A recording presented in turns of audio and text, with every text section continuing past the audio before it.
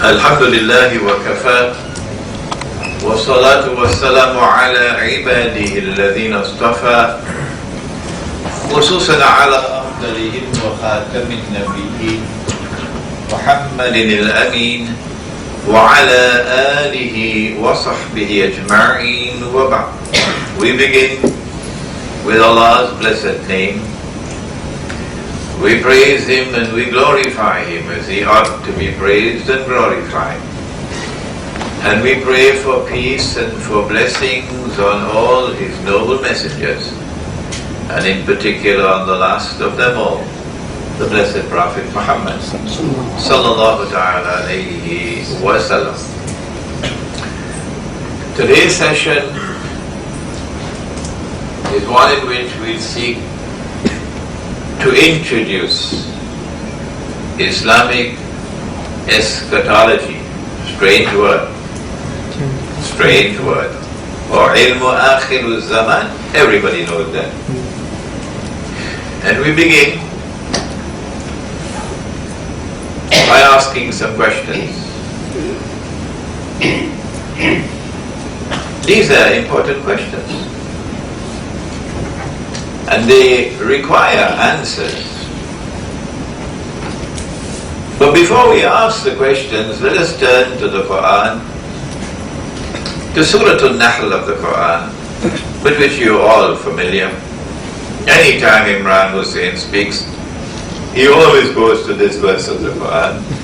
بَعْدَ أَعُوذُ بِاللَّهِ مِنَ الشَّيْطَانِ الرَّجِيمِ وَنَزَّلْنَا عَلَيْكَ الْكِتَابَ تِبْيَانًا لِكُلِّ شَيْءٍ وَهُدًى وَرَحْمَةً وَبُشْرَى لِلْمُسْلِمِينَ صدق الله العظيم. And we sent down the book, sent it down on thee, O Muhammad sallallahu ta'ala alayhi wa sallam, that this book might explain all things. That this book might explain all things. And in this book there is guidance. That explanation and that guidance have come from above as rahmah, an act of kindness. And for those who turn to the book to seek that explanation and guidance and accept it and follow it, bushra lahum, good news, glad tidings for them. They will understand what others cannot, and they will succeed when others will not. And so with that statement of the Quran, that the Quran explains all things, let us proceed to ask some disturbing questions. Allah subhanahu wa ta'ala in the Quran has described one land, one part of the earth, as the Holy Land. A land which is specially blessed by Allah for all of mankind. Some people call it Palestine, but the Quran does not use that name. No. The Quran says Al-Ardul Muqaddasa, the Holy Land. And in that Holy Land, Nabi Dawood alayhi salam established the holy state of Israel. And Nabi Sulaiman alayhi salam built the masjid. And that masjid is in the Quran, Masjid al-Aqsa. And the Quran recognizes that state of Israel as a ruling state in the world. When you look at the story with the Queen of Saba, no combination of powers in the world could stand up to Sulaiman alayhi salam. But then Allah subhanahu wa ta'ala destroyed the masjid. And He says so in the Quran, at the beginning of, who can help me with surah? No, not you. Who can help me with surah? You're not going to sit down here today and get away. Where Allah speaks of the destruction of the masjid with surah. Nobody? Alright, Muhammad. Surah Al-Isra. Surah Al-Isra. Correct? Surah number 17. Okay? He destroyed the masjid. He destroyed the state of Israel. Not once, but twice. And then he tells us that he expelled them. Not just that he expelled the Jews, but he tells us that he cut them up into bits and pieces and scattered them all over the world. وَقَطَعْنَاهُمْ فِي الْأَرْضِ أُمَمٍ. If you're unfamiliar, read Jerusalem in the Quran. Now then, that was 2,000 years ago. 2,000 years later, strangely and mysteriously, Banu Israel are back in the Holy Land. Did this happen by accident? Or is there something which explains the return of the Jews to the Holy Land, to Jerusalem, to reclaim it as their own? Do the Christians have an answer for that question? Do the Jews have an answer for that question? Do we as Muslims have an answer to that question? Does the Quran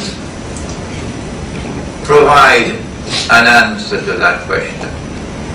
2,000 years after the holy state of Israel was destroyed by Allah,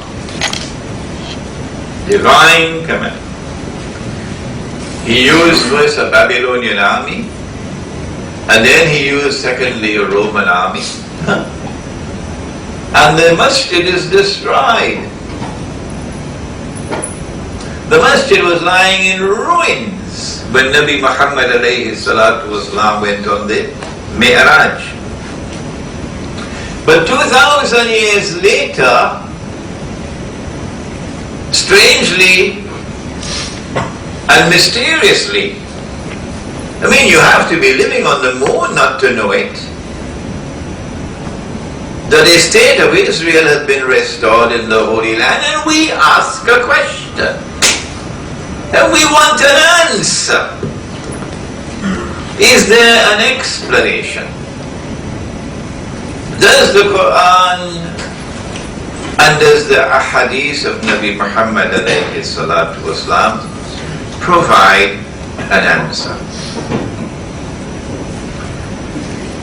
2,000 years after, or more than 2,000, sorry, after the holy state of Israel, created by Nabi Dawood alayhi salam, and over which Nabi Sulaiman alayhi salam presided and made the ruling state in the world.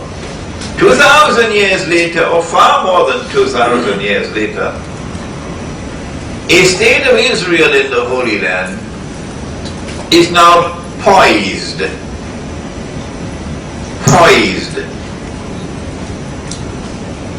In our opinion, and there are many people who agree with me, not just Muslims, poised to replace the United States of America as the ruling state in the world. Is there something that explains this, or is this happening by accident? We waited long enough for answers. We can wait no more. It is time enough for us to be able to turn to the Quran and turn to Nabi Muhammad alayhi salatu wasalam to locate the answers which explain this subject. And we are very pleased and happy to be in Brunei. I am not, those who know me, I'm not a person who flatters people. No, that's not my style.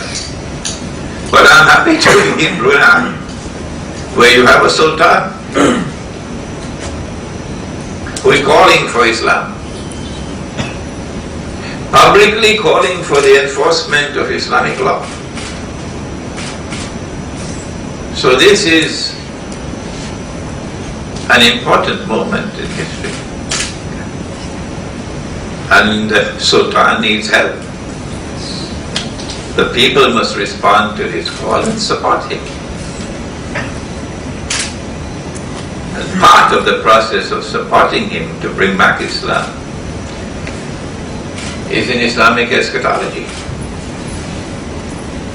Because the questions which I have just asked, let me ask some more questions to tickle your intellect, to trouble your heart a little bit more than I've already troubled it. Is it by accident that one global society is emerging all around the world? Huh? All of mankind becoming interconnected? All of mankind living essentially the same way of life? A global society? They call it globalization. Is this by accident? No. You enter into an apartment building in Brunei and you see exactly the same thing that you would see in downtown Los Angeles. Huh? Or you go to China and the apartment building is built the same way. Huh? One architecture. You want to go to shop to get some groceries and you have something called a supermarket. When we were children, there were no supermarkets in the world. Huh? You have an Indonesian maid working in the home as a maid, paid of course the salary of a slave, what's new? But she has a cellular phone in her pocket. And she's calling back home. A whole global society emerging before our very eyes, where all of mankind are becoming interconnected and living essentially the same way of life for purposes of communication, for example. Is this by accident? Or is there an explanation? If you say it's by accident, I'll buy a one-way ticket for you to the moon.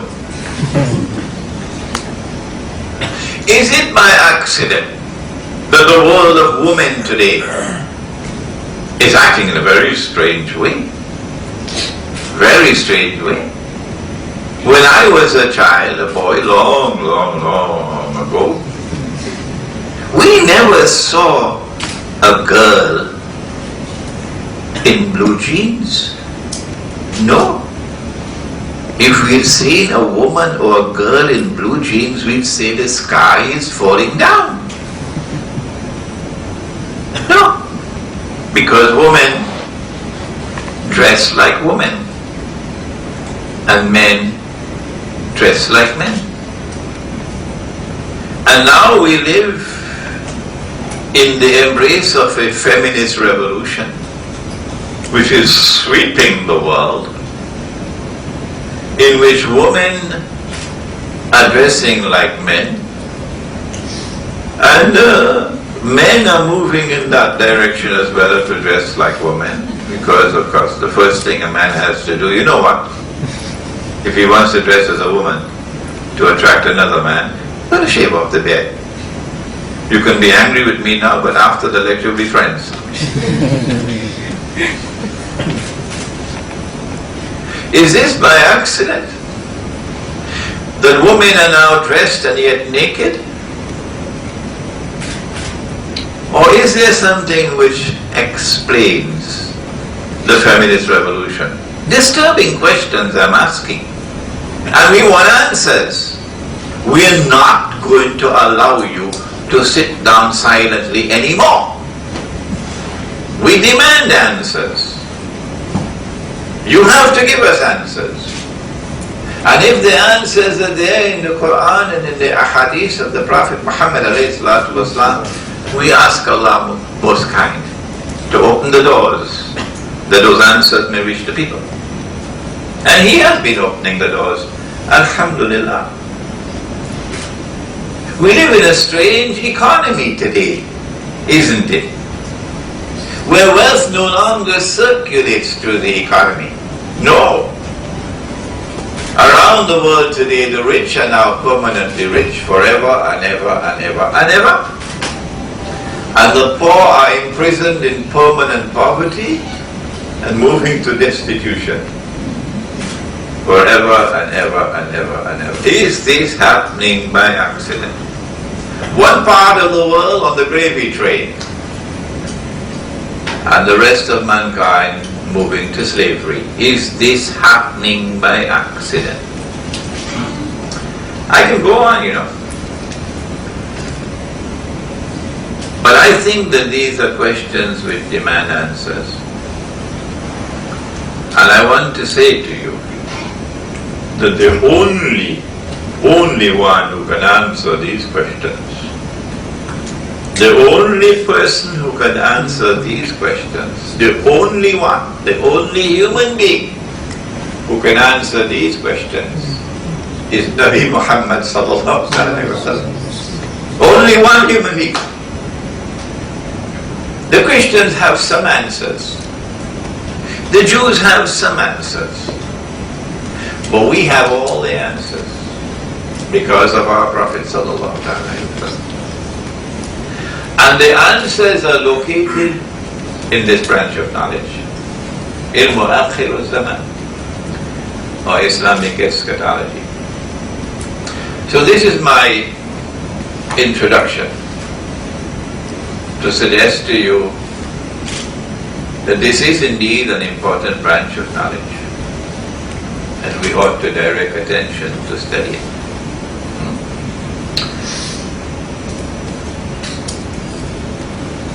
Let us now make a distinction between the end of the world. Your chairman doesn't know when the world is going to end. I don't know when the world is going to end. Okay? And Nabi Muhammad alayhi salatu wasalam said to the angel Gabriel alayhi salam, he said, the one who is being questioned has no more knowledge of this than the one who is questioning. So we are not dealing with the end of the world, not in this subject. The end of the world is different from what we now call the end of history. Francis Fukuyama didn't know when he used that term how convenient it would be for us to borrow it from him. What is the end of history? And how does it differ from the end of the world? The Quran informs us that history is going to end with the triumph of truth over all rivals. هُوَ الَّذِي أَرْسَلَ رَسُولَهُ بِالْهُدَى وَدِينِ الْحَقِّ لِيُظْهِرَهُ عَلَى الدِّينِ كُلِّهِ. فعل مضارع. The truth must always, time and again, triumph over all rivals. And history therefore cannot end with the final conclusive triumph of truth over falsehood and over all rivals. That triumph of truth over all rivals is the end of history. That triumph of truth over all rivals, from our perspective, will come when the true Messiah returns to Jerusalem. The Christians say the same thing. The Christians say that the final triumph over truth, of truth over all rivals, will come when the true Messiah returns to Jerusalem. Exactly the same answer. And the Jews say almost the same thing. That history will end when the Messiah comes to Jerusalem. We say return. The Christians say return, but the Jews drop the word return. So all three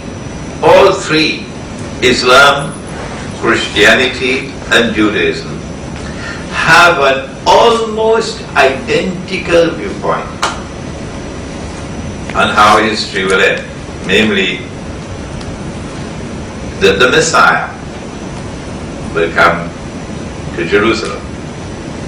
For us, the Messiah is Nabi Isa alayhi salam. For the Christians, the Messiah is Nabi Isa alayhi salam. But not for the Jews. The Quran says, فَآمَنَ الطَّائِفَةُ مِنْ بَنِي إِسْرَائِيلَ وَكَفَرَ الطَّائِفَةُ. Some of the Jews believed that he was indeed the Messiah when he came the first time. But the rabbis, the establishment, and the majority rejected him. And you know the reasons why they rejected him. So they're waiting for the Messiah to come. Oh, this is a divine promise.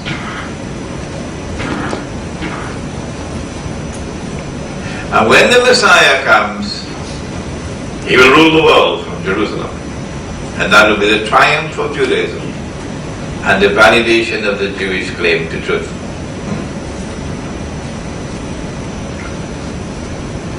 There's something else about the end of history. I have been, because I was blessed to live in New York for 10 years prior to 9/11, from 1991 to 2001, and to have extensive interaction with Jewish and Christian scholars while I was in New York. It's very rare for a Muslim scholar to get a chance to interact with Jewish scholars. Very rare. My interest in this subject and my study of this subject proceeded during these 10 years in New York and since then. So I have been with this subject for more than 20 years now. And as a result of my study of the subject, I have come to the conclusion that the return of the true Messiah is not far from now. No. Of course, when we give an opinion,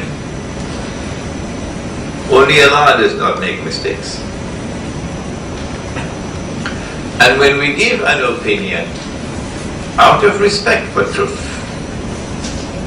and because we want to get good students, not gramophone records, we urge our students, do not accept my opinion until you have first carefully studied it.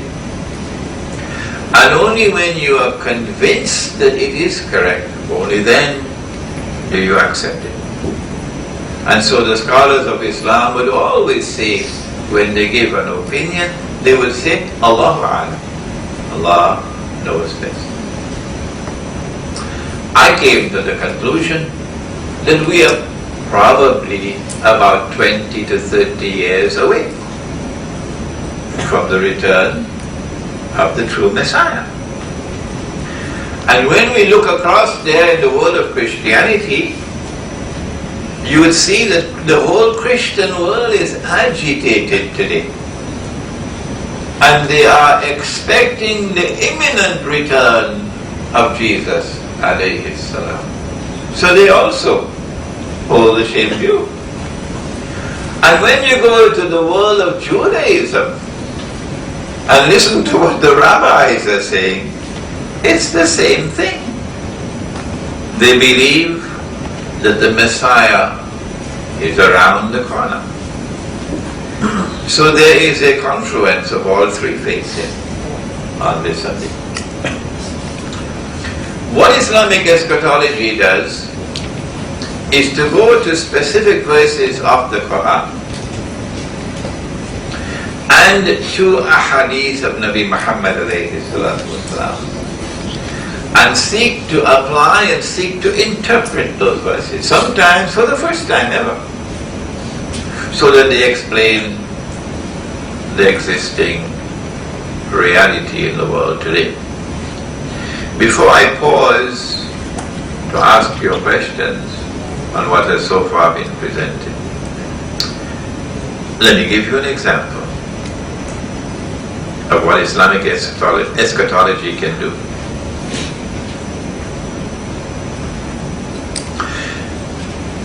The Christians accuse the Jews of the ultimate crime, to kill God himself. You can't do worse than that. And so between Christianity and Judaism there was always enmity and hostility and hatred.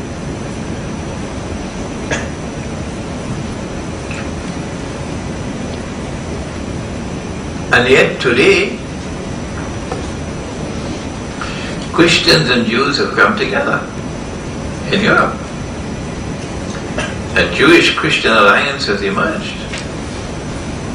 The bond between them is called Zionism today. But Zionism is a term which only recently emerged, the last 100 years. But the Christian-Jewish bond was there before. Imagine my surprise, I didn't know it. Until we had a session in KL about 3 weeks ago, and Dr. Omar Zaid, who is a specialist in this field, a Christian missionary who became a Muslim, he told me that, and there is evidence to support it, that the Jews financed the Crusades. I didn't know it. So there was collusion between Christians and Jews long before the Zionist movement was created 100 years ago.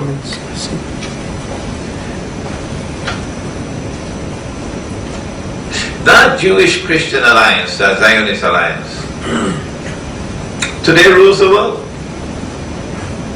They control the United States, they control President Obama, they control the US Congress.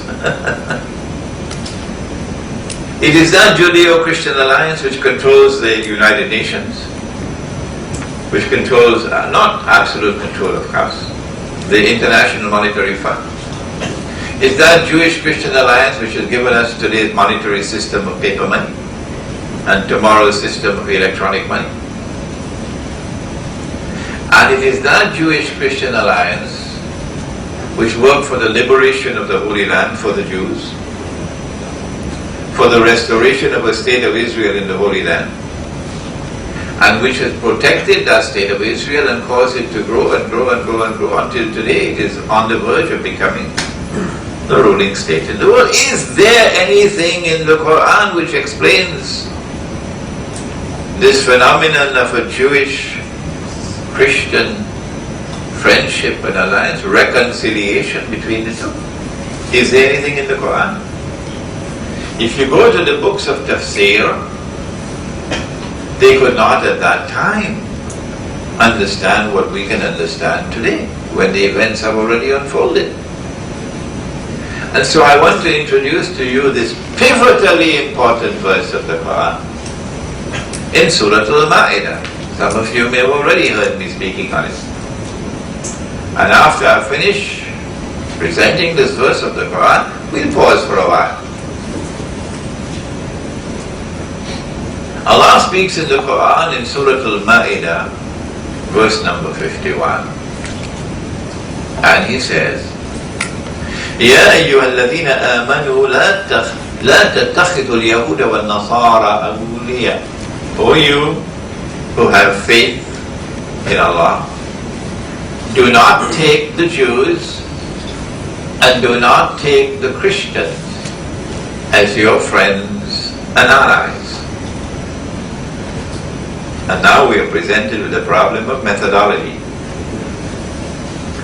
If we use the defective methodology, then we'll study this verse by itself in isolation, or the Americans call it standalone, and we'll come to the wrong conclusion that Allah is speaking about all Christians and all Jews. Do not take all Christians and all Jews as your friends and allies.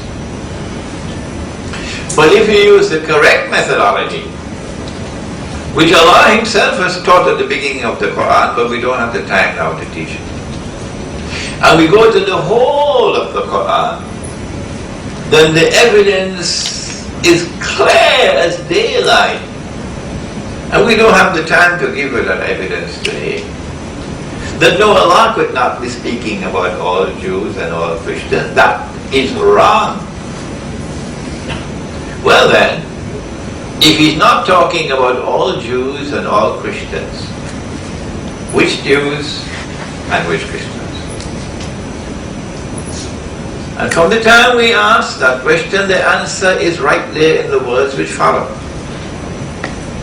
لا تتخذوا اليهود والنصارى أولياء.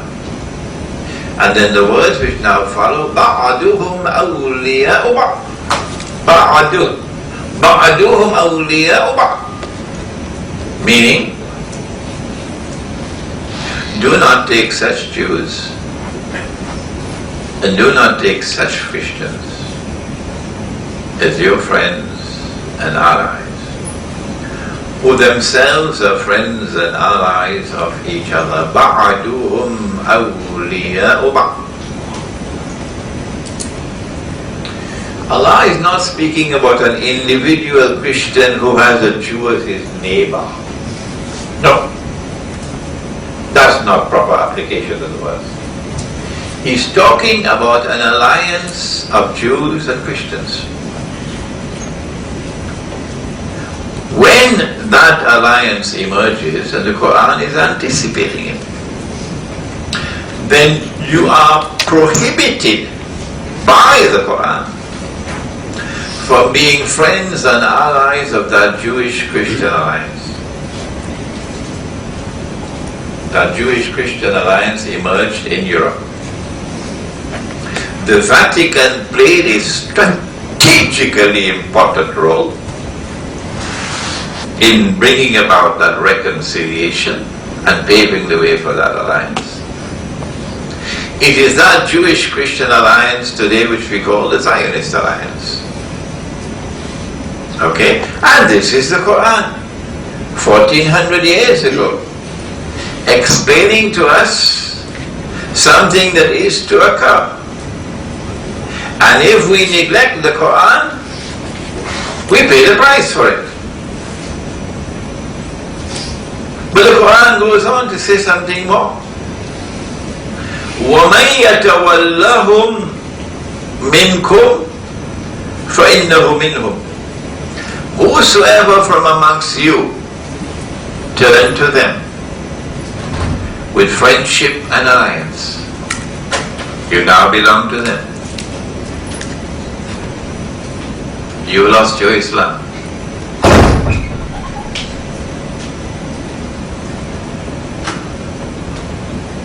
A brother from Libya wrote to me about a week ago. He was so angry, Sheikh Imran. How can you be like this? How can you criticize us when we worked such a miracle and we overthrew that awesome dictator? And you are criticizing us? Are you a supporter of him? After about 2 or 3 emails that we exchanged with each other,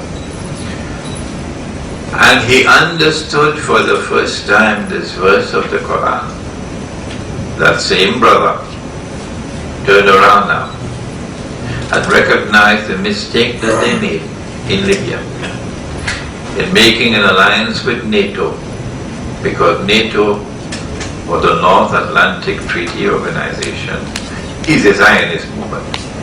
It's a Zionist alliance. It is a military wing of the Zionist movement.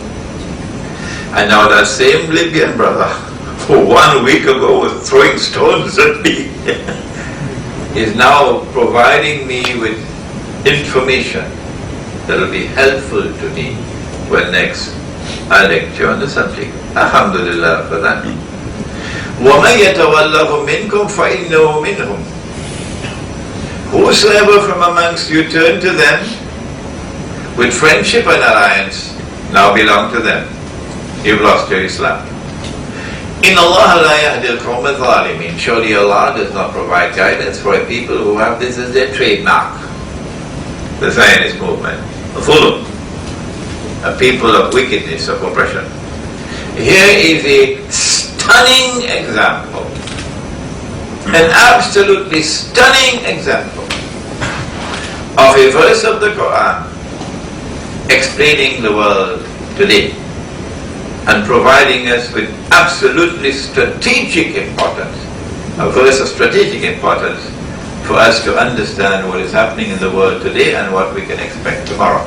So let us pause now. We've shown you, given you an introduction so far, and let us hear your questions and your comments. Yes? This looks like Can that. someone take the microphone to him, please? We don't want to lose the question. This looks like that the verse is related with the government, like governments can have alliance and all these things. So how this is applicable to the individuals?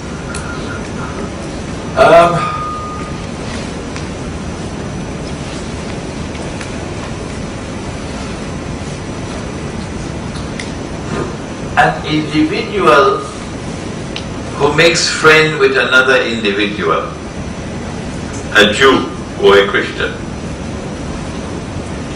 And of course you will not make a friend of someone who is your enemy. No. You will not make a friend of someone who is hostile to Islam. You will not make a friend of someone in whose heart there is hatred for Islam. No.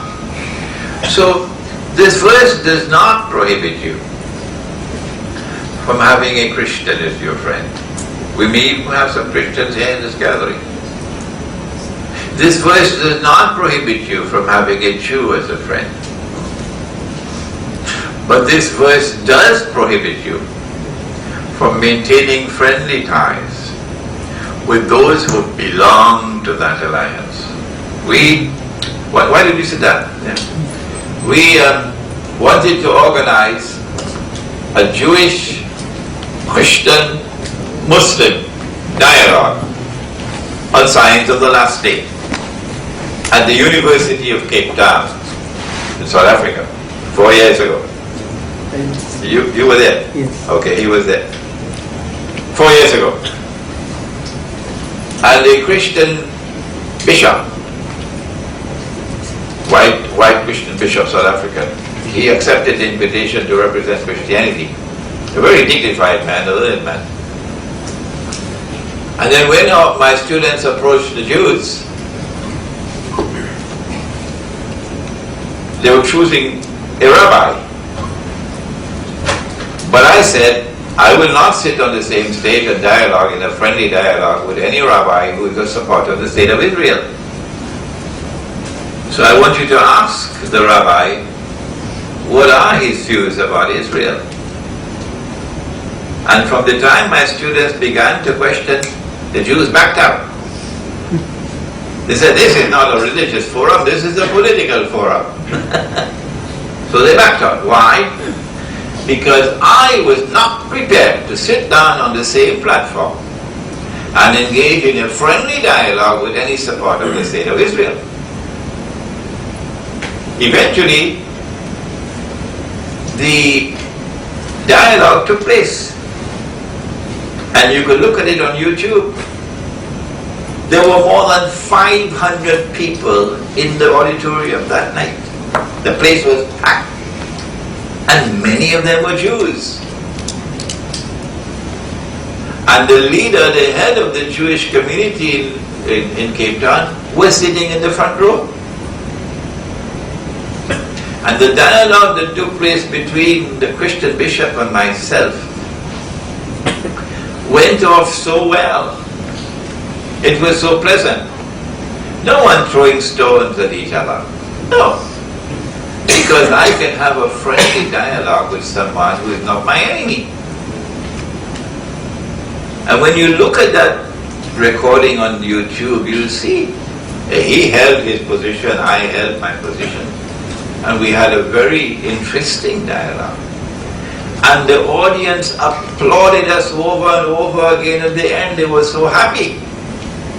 And the only people who were very angry that night was the leader of the Jewish community. Because they lost the bus. They were not there. You see? So the answer is that we are not prohibited from maintaining friendly ties with Christians and Jews who do not belong to that Judeo-Christian alliance. I think we have covered a brief introduction on eschatology. So if everyone is comfortable, maybe you would like to, for me, I would like to see the importance and how it relates to our field currently.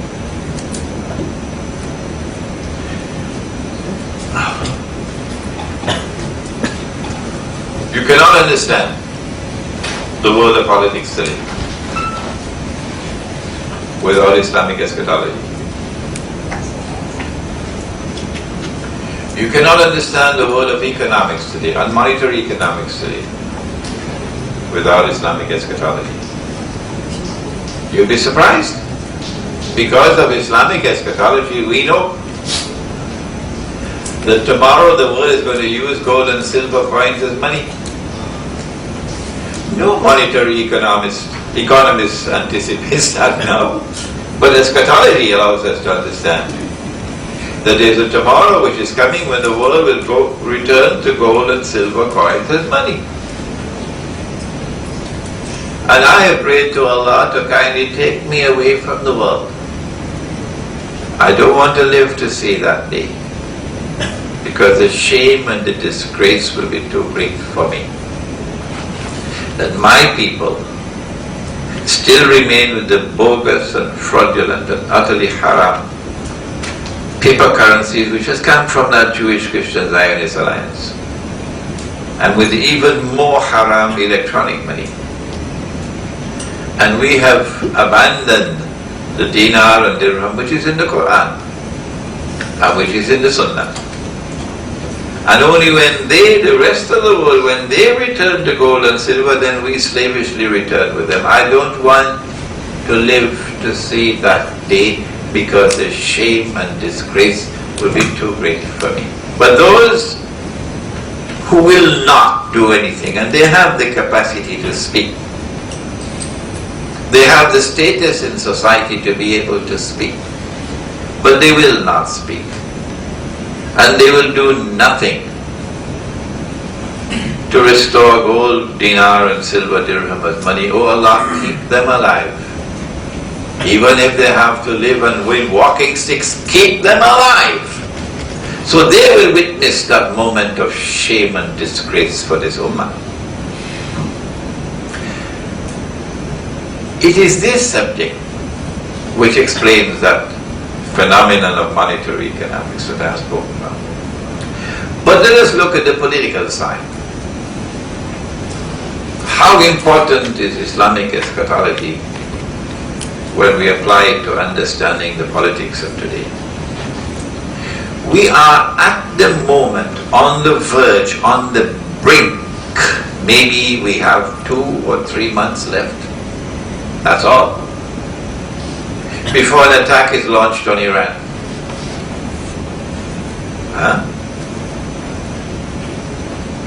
If you want to launch a military attack on a country, and your goal is essentially military, then common sense is that you want it to be a surprise attack. So when you're broadcasting 7 days a week, 24 hours of the day, you're broadcasting that you're going to attack Iran, and you're doing it for years now, it should be clear that your primary goal is not military. No. Your primary goal is, for example, political and other goals, but not military. What would be the consequences of an attack on Iran? I say to you, it is only Islamic eschatology that will allow you to understand this subject and analyze it in a manner which even the experts in political science in the Western world cannot do.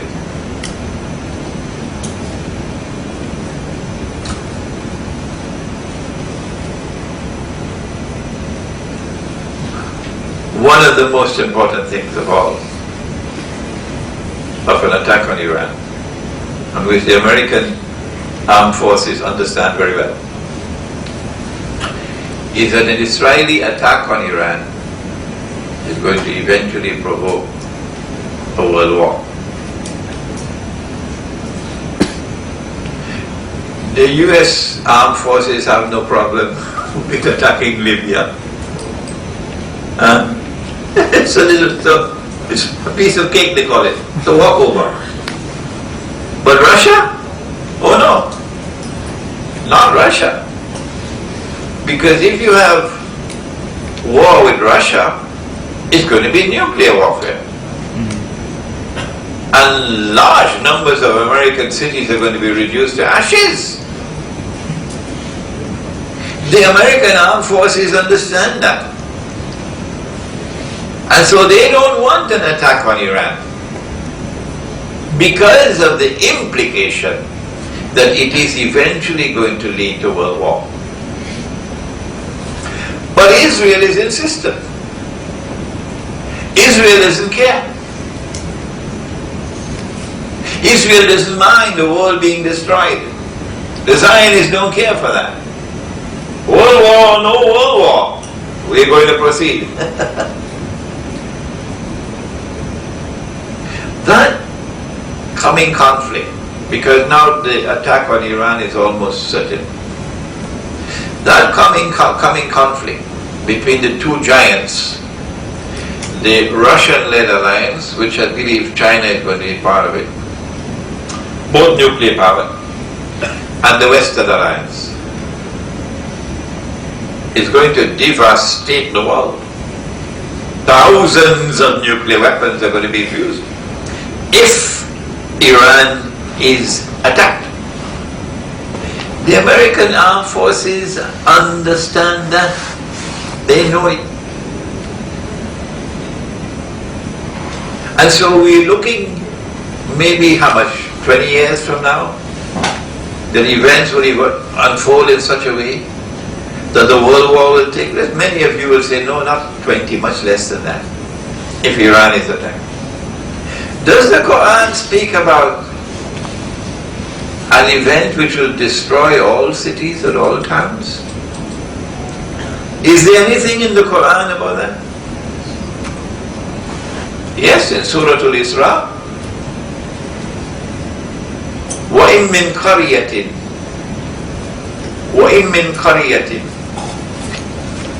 إِلَّا نَحْنُ مُهْلِكُوهَا قَبْلَ يَوْمِ الْقِيَامَةِ.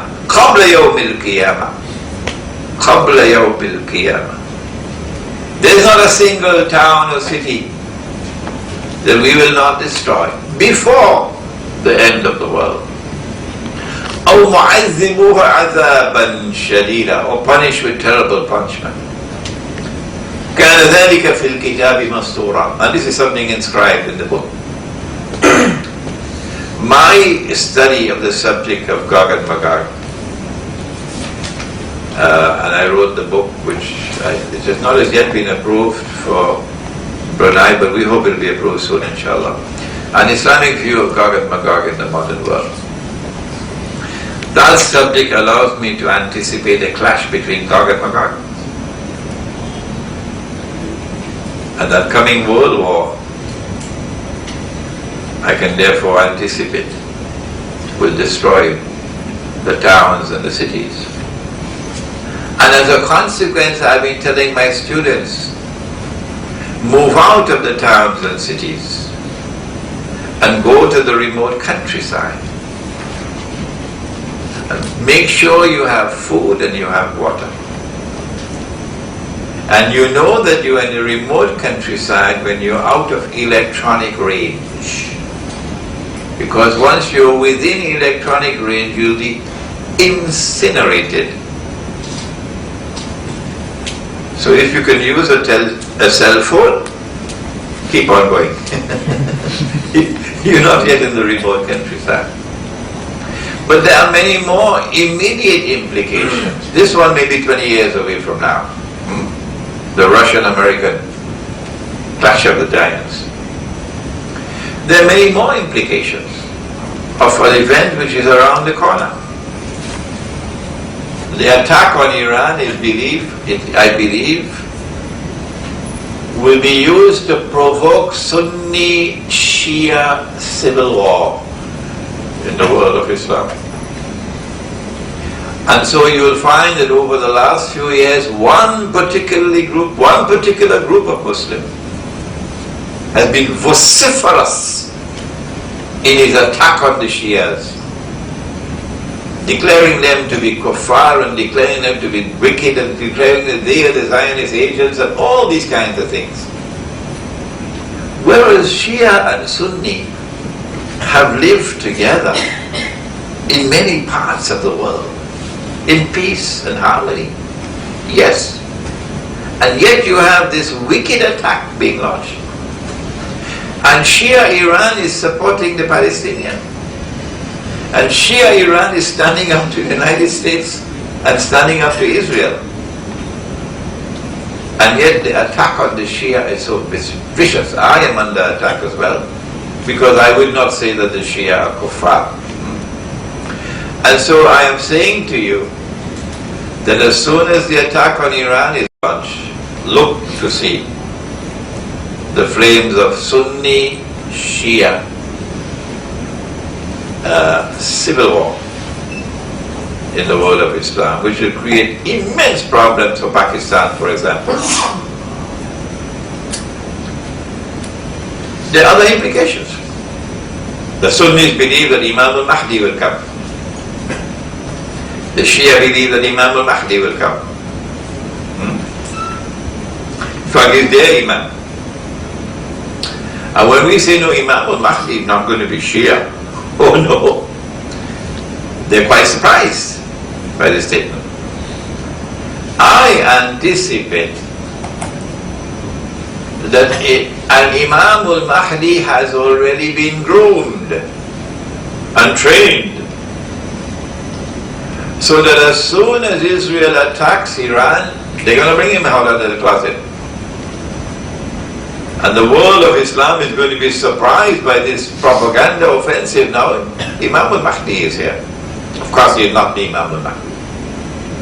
Imam al-Mahdi will not emerge for maybe another 20-25 years, when Nabi Isa alayhi salam is returned just before that. This is Islamic eschatology at work. An attack on Iran is going to provoke Iran to retaliate. Iran can block oil shipments from the Persian Gulf.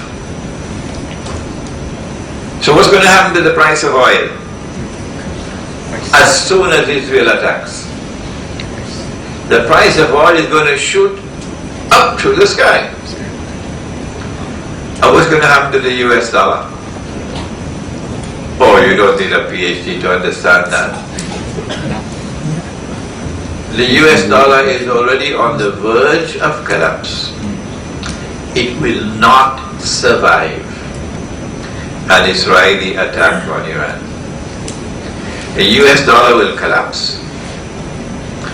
And when the US dollar collapses, they will have to demonetize it, meaning you cannot use US dollars for buying and selling. Where does Imran Hosein get this knowledge from? I'll tell you where. It's from Islamic eschatology. That's where. And they'll have to introduce some other money to use for microtransactions, and electronic money will be there for the rest. But when the US dollar collapses, there's going to be massive loss of wealth in the United States for white America. Black America doesn't really have money. And these people are not going to take it sitting down. And you know, most Americans have guns. And they don't use it as firecrackers then. No.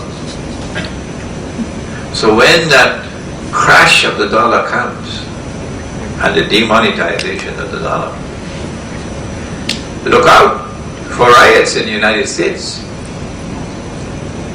If you want to replace the United States as the next ruling state in the world, when you see the US dollar crashes, and you see riots in the United States, you'll be smiling, won't you? Huh? Come on. Because your goal is to replace the United States. Why would Israel want to replace the United States as the next ruling state in the world? Only Jerusalem in the Quran explains that. Only Islamic eschatology explains that. This is politics. If Iran is attacked, it's not just oil, it's not just the dollar, but more than that. I am anticipating that Iran will be given the green light to take Bahrain, because it's just across the water. Bahrain cannot defend itself from Iran. Within the first few hours, perhaps, of that attack, Iran will take Bahrain. Between Bahrain and Saudi Arabia, there is a causeway. You could drive. So once you take Bahrain, Saudi Arabia is in peril. Can Saudi Arabia defend itself against Iran? No, I don't think so at all. So what will the Saudis do? Answer, there's more on this subject I can talk, but I choose not. I'm going to be silent for the moment. You're not going to get the whole story from me today. Saudi Arabia will call on the United States for help, forcing the United States against its will, to intervene militarily in Saudi Arabia against Iran. An American armed forces is already stretched out to the limit all over the world. And I anticipate that Iran will be giving the Americans a beating of their life. Yeah. And the United States will be facing a critical military situation where defeat can be imminent. And the only way the United States can be saved from defeat is if Israel intervenes. This is scripted. This is scripted. When Israel intervenes to save the United States, the writing is on the wall. Israel is taking over from the United States as the next ruling state in the world. I don't know whether this will happen, but I'm offering you an analysis of a possibility. At the back of all of this is the movement from Britain as one ruling state, when you had Pax Britannica, which did not happen by accident, to the United States as a second ruling state. You had Pax Americana, which did not happen by accident. To the third ruling state and last one, Israel, Pax Judaica. Why does Israel want to rule the world? Only Nabi Muhammad could answer that question. Because he spoke 1400 years ago and told us that there will be a man who would impersonate the true Messiah and therefore declare himself to be the true Messiah when he would not be. He'd be the false Messiah. And I'm talking too much in this session now. In order for him to successfully impersonate the true Messiah, since the true Messiah has to rule the world from Jerusalem, he has to rule the world from Jerusalem. And he is Dajjal. And I am so pleased that I'm getting emails from American scholars who are not Muslims asking for more information about Dajjal. The emails are coming because it's clear that the one who truly can explain the world today is Prophet Muhammad sallallahu alaihi wasallam. And so in studying Islamic eschatology, And in using the Quran and the ahadith of Nabi Muhammad ﷺ to explain reality today, there must be plenty barakah. The heavens will be pleased with you for doing this work. So let me stop talking now. I've talked too much. There's much more to the subject. I've not as yet taught you who is Dajjal. I've not taught you what is Gog and Magog. I've not spoken about the return of Jesus in detail. I've not spoken about Imam al-Mahdi. I've not spoken about the army which will come from Khorasan and the conflict between Muslims and Jews. I've not spoken about the conquest of Constantinople which is coming. Constantinople is now known as Istanbul. I've not spoken about the alliance with Rome which is prophesied in the Ahadith. All of this is part of Islamic eschatology. Now then, any questions? Yeah.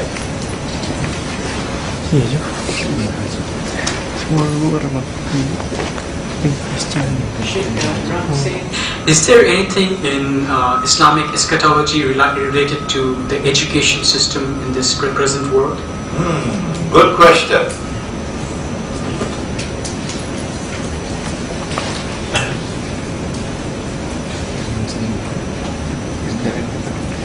Who can answer that? Who wants to try? I give you a hint. Suratul Kahf of the Quran. Come on, somebody.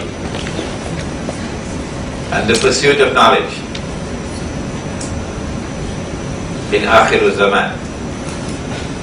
Suratul Kahfi of the Quran. Come on, somebody. There are only 4 stories in Suratul Kahfi. Which one? The last story. The last one. The last one is Zulkarnain. That's the last one. The first one is the young man The cave. and the cave. The second one is it? Rich man And poor man. and the poor man. The third one is Musa. And the terror. Come on, tell me which one. Terror. The one who asks the question, then you give me the answer. I think it's the Musa and Correct. Correct. It's not by accident.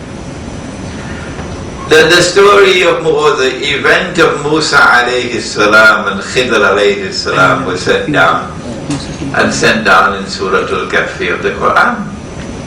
This passage is the most important passage in the whole Quran, teaching us methodology for the study of Akhir Zaman. This is the surah of Islamic eschatology, Suratul Kahfi. And this has been widely known in the world of Islam for more than 1,000 years now, that this is the surah of Akhir Zaman. Why?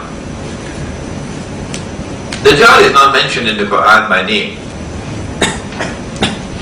That's part of the literary beauty of the Quran. An Arab would understand. Sometimes you send a message without speaking. You can send a message to someone without speaking. An unspoken word. Just a sign is enough.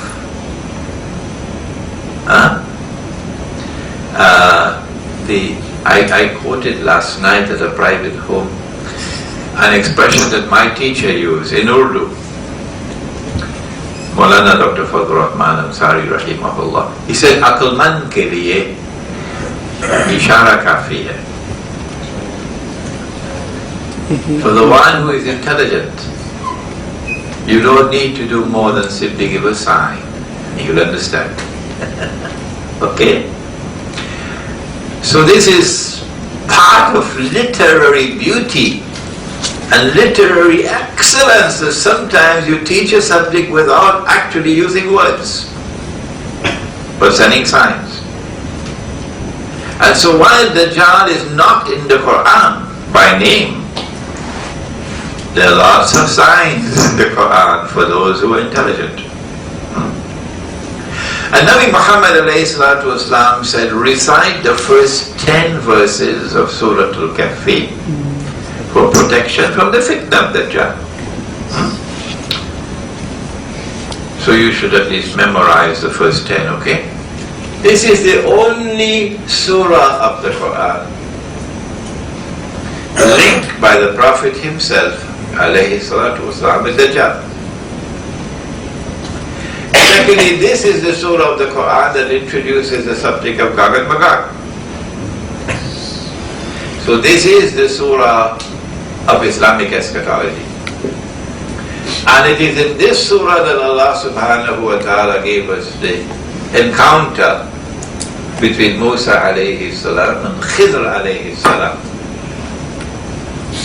And he says about Khidr alayhi salam, وَعَلَّمْنَاهُ مِن لَدُنَّا عِلْمًا. The knowledge does not come only from external observation and experimentation and rational inquiry. You're doing your PhD. Knowledge does not come only externally.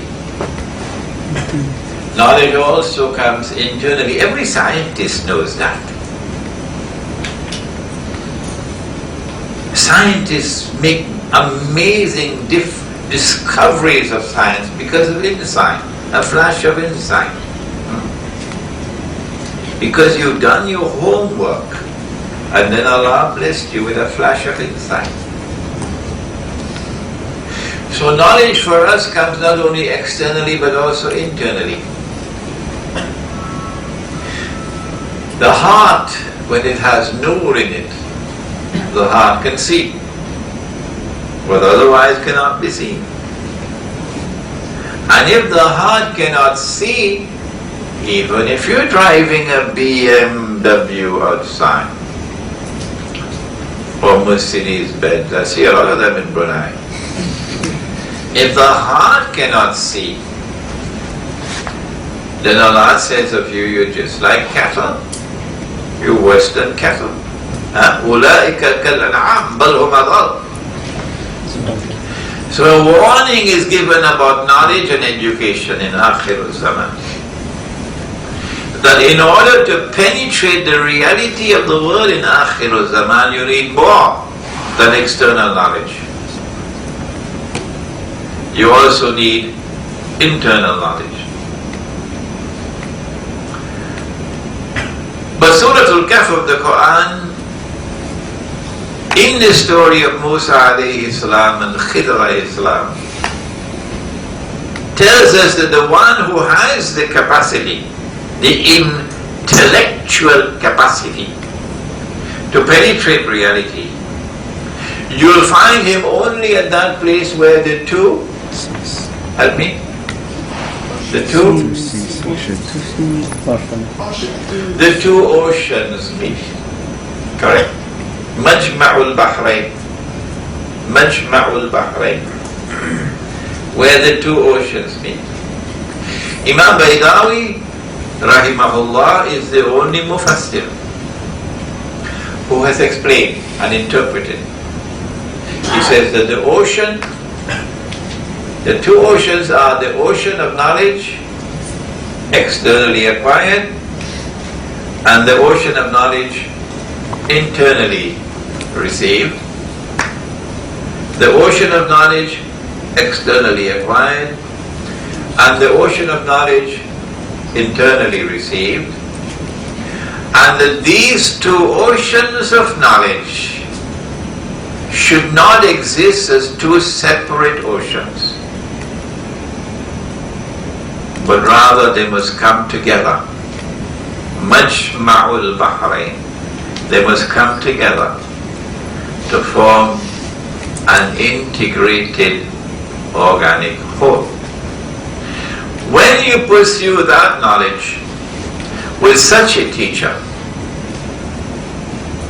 and you do not as yet have that insight, then the teacher has to say to the student, are you listening? You can stay with me as a student, but don't ask me any questions. Don't ask any questions. So this is a different methodology now. Oh, no question until I explain to you. Huh? And Musa alayhi salam said, I want to follow you, so I can learn from what Allah has given to you.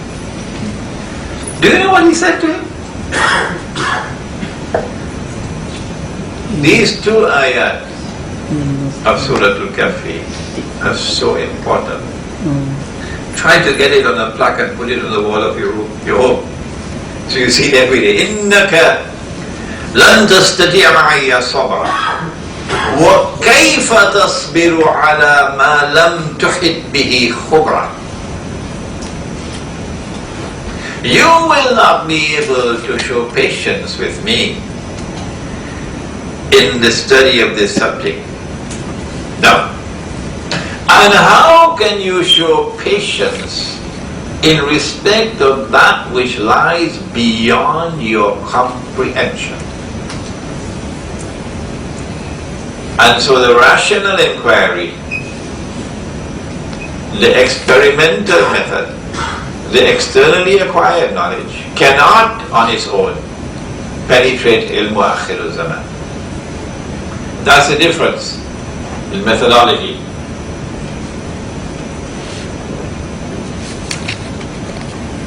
We have some time, 10 more minutes, yes?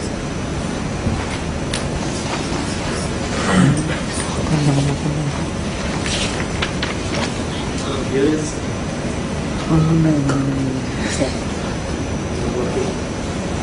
Help him somebody? Okay. There is one hadith that in the end time there is a supposed to be age of fitna, and it is said that when that age of fitna comes, so the Muslims or the people should they need to be isolated from the population, and even the example is given that be like a doormat, so don't go anywhere and just protect your iman. So how we identify that age of fitna? This is part of the process of teaching the subject. Nabi Muhammad alayhi salatu wasalam spoke of this age of fitna, the fitna of Dajjal, and he said that this will be the greatest fitna that mankind will experience from the time of Adam alayhi salam to the last day. The age of fitan is mentioned in the hadith, fitan. How would you know that the age of fitan has arrived? That you're now living in Akhirul Zaman. Well, the first one I'm going to give you, if you can't recognize it, I suggest you go to visit an optician, get a pair of spectacles. When the angel came to the Prophet alayhi salatu wasalam and asked the 5 questions, you remember them? Yes. Come on, shake your heads. The 5 questions? Or some of you don't know it. Number 1, what is Islam? Number 2, what is al-Iman? Number 3, Ihsan. what is al-Ihsan? Number 4, when will the hour come? And number 5, what are the alamatul saa? What are the signs of the hour? He answered number 5 and he said, okay, who can help me? Adi? What is the answer? 10 signs. 10 signs. They? 10 signs. No. When the angel Gabriel came, alayhi salam. No, not you. Anyway, he gave 2 signs. What were they? Yes? No? Come on, somebody. the rise of sun from the The sun will rise from the west. No. Yes, Brother Muhammad? They? Kufar, surat, yatafawalun. dal-dal na maturabatahan. Anybody else? Yeah? People are competing and building in a hut. See? Don't let the cat out of the bag yet. The mother born is Huh? The mother born is A slave woman will give birth to her mistress. That's correct. That's one. And تَلِدَ الْأَمَةُ رَبَّتَهَا. That's one. And you cannot understand that and you cannot explain that without ilmu akhir al-zaman. The slave woman is already giving a birth to her mistress now. But what is the other one? Brother Muhammad was just on the verge of telling us that you'll find the naked, barefooted shepherds. Petronas is not going to be happy with me now. Competing with each other in the construction of tall buildings. And may Allah bless Sultan Umar Ali Saifuddin Rahimahullah. This is the first and only place in the world I've ever heard. The only place on Allah's earth I've ever heard where a sultan spoke with such wisdom. And he said no building must be taller than the height of the minaret. May Allah bless that sultan. May Allah bless that sultan. So you can be comfortable in Bandar Sri Bhagavan because there are no tall buildings. But once you leave and you go to KL, take a taxi and head for KLCC. And you see the tall buildings. Huh? And if you can't see the tall buildings, then go and have your eyes examined. So here are signs that are plainly visible that you are living in Akhirul Zaman. Nabi Muhammad alayhi salatu wasalam said that in Akhirul Zaman women would dress like men. He said it. Today I see them, I call it the blue jeans Jamaat. He said that women would be dressed and yet be naked. How long do we have to wait for that? Another 100 years, 200 years? Or is it already here? He said all of mankind will be consuming riba. And if anyone claims he's not consuming riba, verily the dust of riba will be on him. The vapor of riba will be on him. Has that come? Or do we have to wait 1,000 years? So the answer to your question is yes, we are already in Akhirul Zaman. And in Akhirul Zaman, Nabi Muhammad alayhi salatu wasalam said the time will come when a believer, in order to preserve his faith, would have to flee to the mountainside where rain falls and take with him some sheep and goat, meaning withdrawal from the godless, decadent, oppressive cities of the world. And Surah Al-Kahfi of the Quran, I'm using the Malay pronunciation all the time, Surah Al-Kahf of the Quran tells us at the very beginning about the young man who fled, who cut off their ties and withdrew from the cities in order to preserve faith. And so yes, when you find that you cannot preserve faith in the city, you've got to get out. The money that we're using came from Dajjal. This money that we're using came from Dajjal. Every time we use this money, we have the stamp of Dajjal upon us. How can we stop using this money and use dinar and dirham? I think Brunei has a better chance of succeeding than many, many other parts of the world if we can have men of courage in this country. Men of courage and integrity to stand up and help the Sultan. If you cannot get away from it, leave and go and build a micro market in the countryside, the remote Nigerian countryside. And in that market you prohibit the bogus money and return to only gold and silver coins and money.